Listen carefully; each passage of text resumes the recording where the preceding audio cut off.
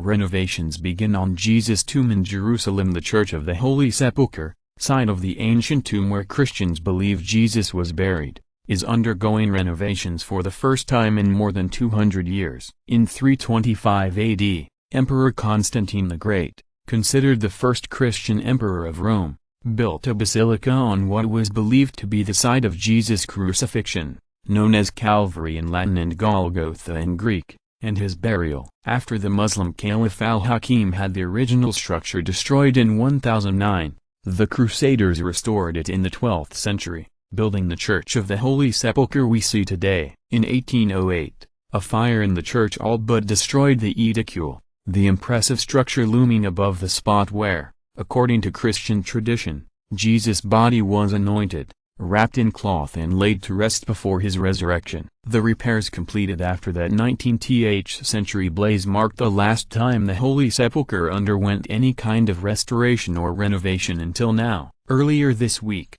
a team of 9 Greek experts began working on the church, focusing on repairs, fortification and preservation of the edicule. In particular, the start of the renovations marks the culmination of a long struggle between the Roman Catholic, Greek Orthodox and Armenian churches, the 3 powerful denominations that share responsibility for the Holy Sepulchre. Each denomination has control over its own section of the church, and each guards its domain closely according to a strict power-sharing arrangement established back in 1852 by the Ottoman authorities then governing Jerusalem. This so-called status quo mandated that all 3 branches had to agree to any change to the church property. The result was considerable tensions, including the occasional outburst of violence. In the case of a brawl that broke out in 2008 after a disagreement between the church's Greek Orthodox and Armenian monks. Basilica of the Holy Sepulchre, Credit, De Agostini. Then last year,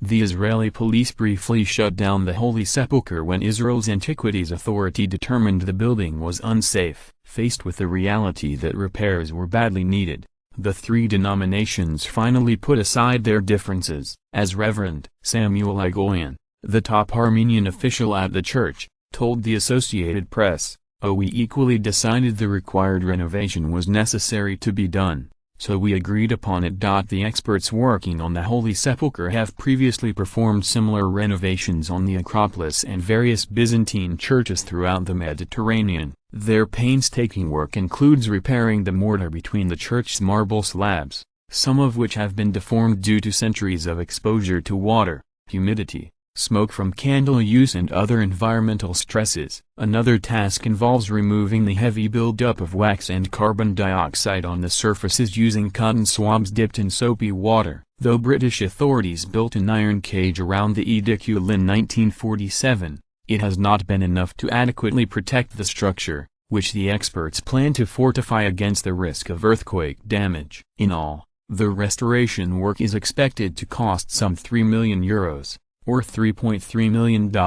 All 3 churches will contribute funds, and Jordan's King Abdullah has also made a personal donation to help with the restoration. Jordan controlled Jerusalem's Old City until the Mideast conflict of 1967, and continues to aid in the preservation of Muslim and Christian holy sites there. The work will continue over the course of some 8 to 12 months, and some of it will be conducted in the early mornings or late at night, to allow for minimal disruption to both the workers and visitors to the site. Thousands of pilgrims and tourists visit the Holy Sepulchre each year, a sign of its enduring importance among Christians of different denominations around the world.